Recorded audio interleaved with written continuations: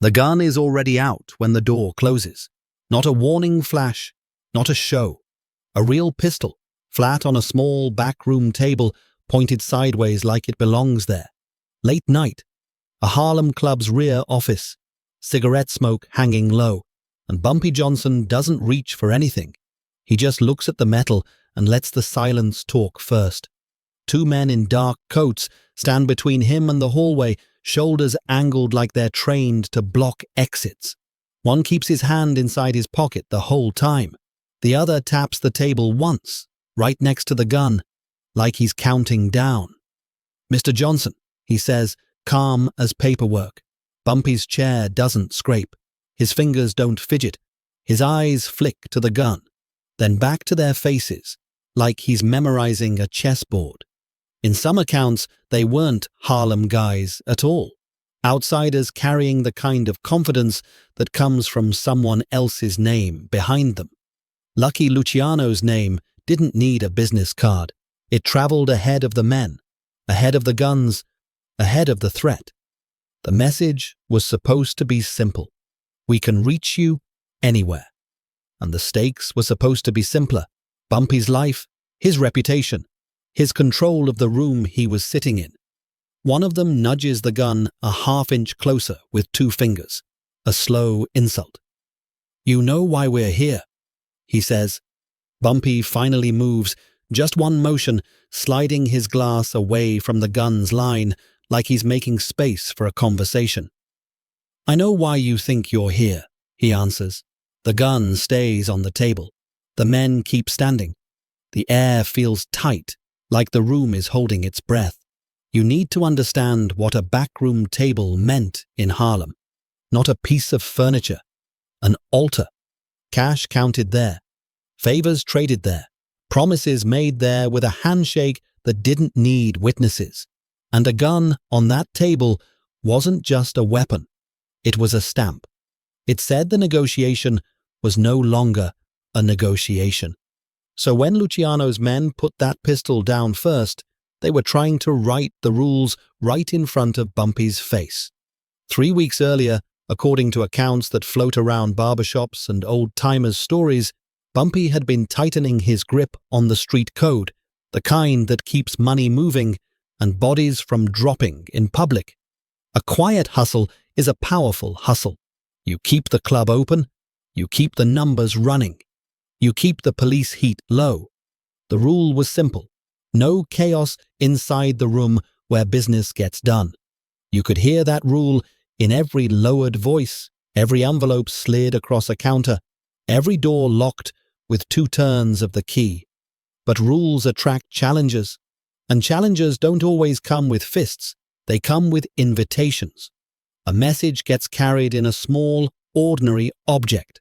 A folded note, a phone call, a knock at the right door. In this story, the object is a gun, because the invitation had already turned into a threat. By the time the pistol hits the table, the decision has been made somewhere else. Now it's just being delivered, like a bill. Back in that smoky office, the man on the left finally speaks again, and his voice stays soft on purpose. "This isn't personal," he says, which is how you know it's deadly. He tilts his chin toward the gun. "It's business." Bumpy doesn't flinch. He leans forward just enough that the lamplight catches his eyes. "Business has manners," he says. "Put that thing away." The other man gives a tight smile, and the gun doesn't move. "You don't get to tell us what to do," he replies. One sentence, flat, a line drawn. The barrel points the same direction, but now it feels like it's pointing at the entire room. Like it's aiming at Bumpy's reputation more than his chest. And Bumpy's next breath is slow, controlled, like he's choosing the tempo on purpose. That's the pressure point. Respect. Money can be replaced, territory can shift, but respect is a currency that collapses instantly if you let strangers put a gun on your table and you do nothing. If Bumpy backs down here, every man in Harlem hears about it without anyone even saying it out loud. And if he reaches for that gun, he risks turning a backroom into a crime scene. Either way, the stakes circle his head like vultures. So Bumpy does something that doesn't look like bravery at first. He doesn't grab the pistol. He doesn't raise his voice. He changes the geometry. He stands, slowly, so the chair legs make a small, deliberate sound against the floor. He steps to the side, putting the table between him and the men, forcing them to adjust their stance.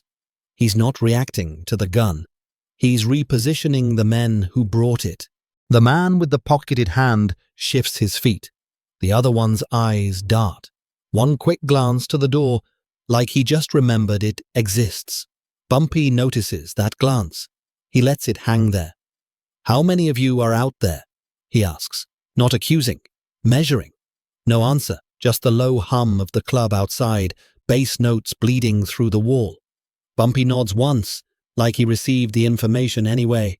Then he delivers the first real warning, quiet enough that it feels like it's meant for the gun itself. "You came in here thinking a name would do the work," he says. "Names don't pull triggers, men do." The table lamp buzzes. The gun stays put. The two men hold their positions, but their confidence is no longer effortless. It's maintained, like a mask that's starting to pinch. And right before anything snaps, right before the story becomes the legend, one of Luciano's men finally gives the ultimatum. A single sentence tossed onto the table like a coin. "You're meeting someone," he says. "Tonight." He taps the wood again, right beside the pistol. Tap, tap. "Or this gets ugly." Bumpy doesn't answer immediately. He just looks down at the gun like it's a prop that wandered into the wrong scene. And then he turns his head toward the door as if he's already hearing footsteps coming down the hallway. The next minute, the hallway breathes. A muffled laugh from the club. A door hinge squeaks. And then, footsteps, measured, not rushed, like whoever's coming knows the gun on the table already did half the talking. Bumpy doesn't sit back down. He stays standing beside the chair, one hand resting on the chair's top rail, the other empty and visible under the buzzing lamp. The two men in coats glance at each other once, quick and sharp, like they're silently confirming the script. 2 hours earlier, in a quieter room, maybe a barber shop after closing, maybe a restaurant booth with the shades drawn, Bumpy had been hearing the same kind of warning in different voices. Not loud, not panicked, just certain. A folded note slid across wood. A phone receiver held a second too long before the voice came through. A door knock that didn't wait for permission. The signal was always physical, always small, an object placed where it shouldn't be. The gun tonight was just the loudest version of the same message. You need to understand what meeting demand means in this world. It's not a calendar request. It's a test. The setting is picked to control you. The narrow hallway, the back room, the booth near the kitchen, the office behind the club. The time is picked to isolate you. Late night when the street is thin and the witnesses are drunk or gone. And the turning point object is picked to reduce your choices to two: submit or explode. A pistol on a table is a shortcut around conversation, so Bumpy treats it like chess, not chaos. He doesn't argue the demand. He studies the men. He watches the one with the pocketed hand, how the elbow stays tight to the ribs, how the shoulder sits higher, like it's braced. He watches the other one's eyes flick to the gun every time Bumpy shifts his weight. And then Bumpy does something that looks like courtesy but works like leverage. He asks for water. Not a threat, not a plea. A normal request that forces them to decide if they're in control or just pretending. One of the men jerks his chin toward the door, and a third figure, some club employee, appears in the frame for half a second, holding a small tray like he walked into the wrong movie. The tray shakes once when he sees the gun. Bumpy doesn't look at the employee, he looks at the men, watching what they do with this tiny disruption. The employee sets a glass down. Bumpy slides it an inch with 2 fingers never crossing the gun's invisible line. It's a small movement, but it announces a bigger truth. He's not frozen. That night, the pressure point isn't money. It's freedom. Freedom to walk out of a room without asking. Freedom to keep Harlem's rules intact without outsiders rewriting them with steel. The gun is saying, your freedom ends here. And Bumpy's reputation is listening, even if the whole club pretends it can't hear what's happening behind the door. The footsteps stop outside. A light knock. 2 taps, like someone who already owns the answer. The door opens a crack, and a silhouette fills the gap. No introductions that can be quoted. No names that can be pinned down. Just a man's outline and a hand that never fully leaves his coat.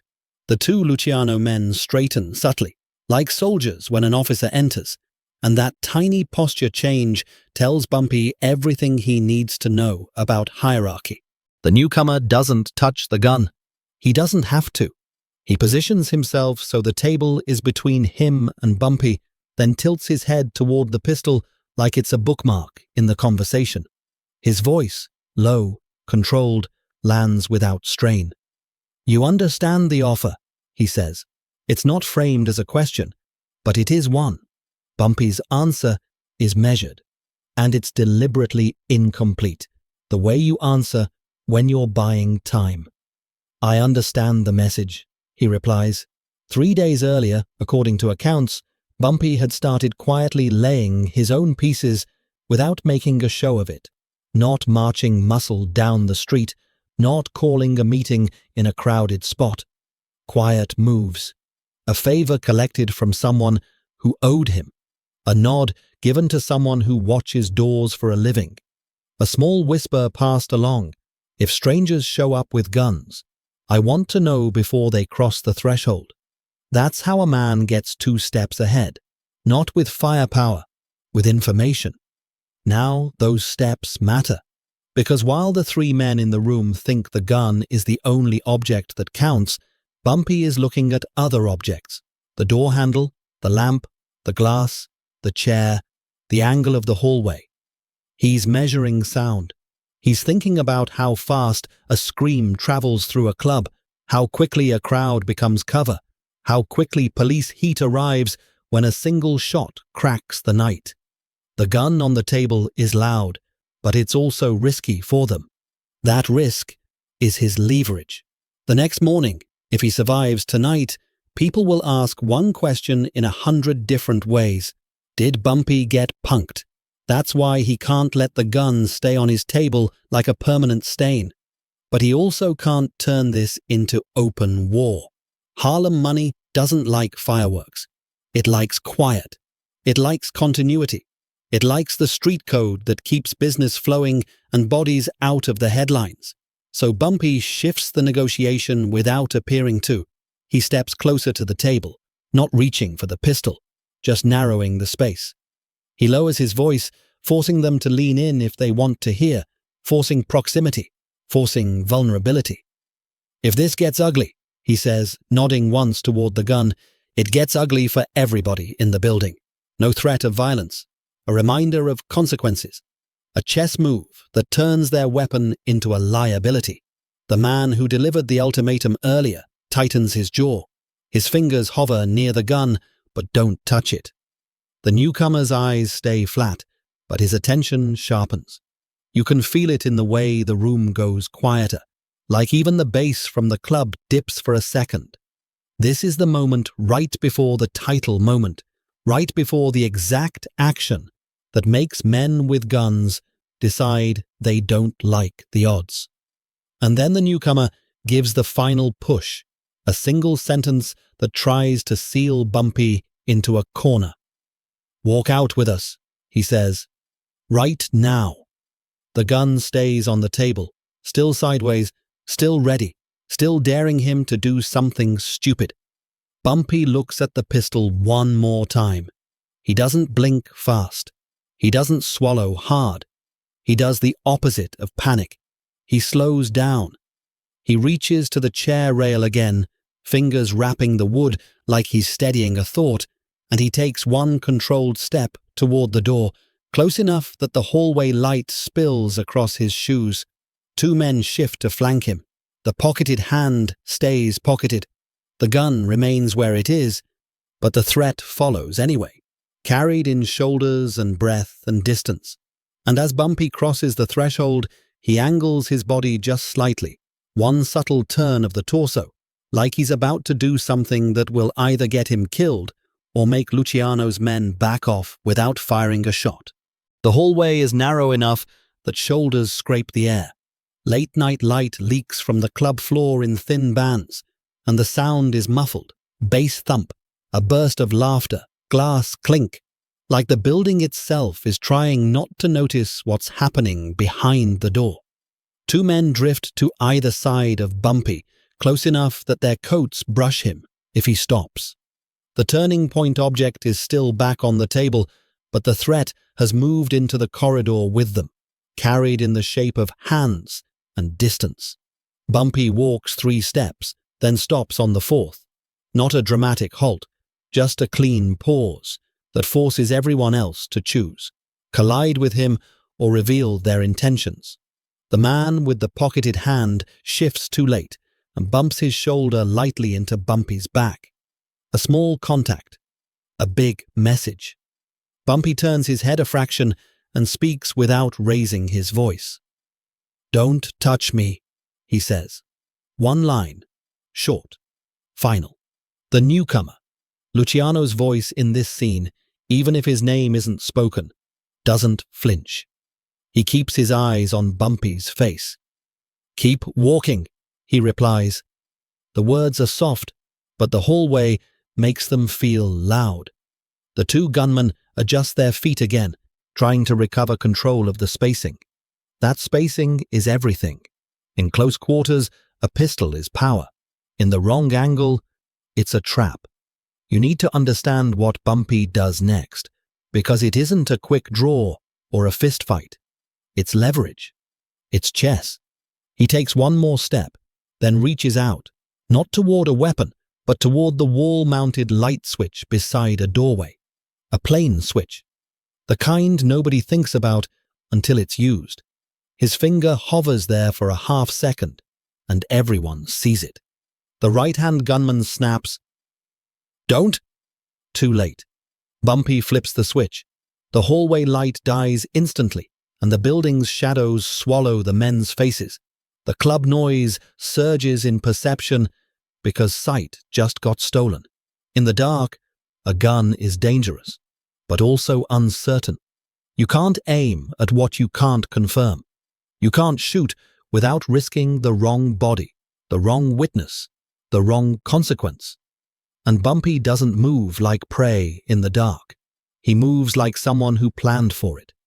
A beat of silence. Then a sharp click. Someone's gun being adjusted. Maybe a safety. Maybe a nervous hand. Bumpy speaks into the darkness, voice steady, like he's seated at his own table again. "If a shot goes off," he says, "the whole place knows who brought the gun." Anchor detail, one sentence, timed perfectly to the darkness. The newcomer's tone tightens. "Turn the lights back on," he says. Bumpy doesn't. Instead, he takes one controlled step sideways, pressing his shoulder near the doorframe he already noted, changing his silhouette so nobody can be sure where his chest is. And then he does the second move, quiet, surgical. He whistles once, not loud, not a signal for the whole club. A short, specific sound that means something to someone listening. 2 seconds later, another door deeper down the corridor opens. You don't see the person clearly, only the rectangle of club light slicing into the hallway, and the outline of a man standing in it with something long in his hands. Could be a bat, could be a shotgun. The story doesn't always agree on what it was, so we keep it safe. It was a long object held with purpose. The effect is the same. The newcomers weren't the only ones with muscle nearby. The left-hand gunman snaps his head toward that new doorway, The pocketed handman finally pulls his hand out. Empty. But the reveal itself tells you he was ready to produce something. Their formation breaks for half a second. In a hallway, half a second is a lifetime. Bumpy speaks again, still not shouting. "This is Harlem," he says. "You don't walk me through my own building like I'm lost." Now the turning point object changes from gun on the table to gun in the mind, because the gunmen realize the same thing at the same time. If they fire now, in the dark, with extra eyes suddenly at the end of the hall, they may win the moment but lose the entire strategy. Police heat, witnesses, retaliation. A club turning into a headline. Luciano's name doesn't like sloppy. It likes clean, quiet, controlled.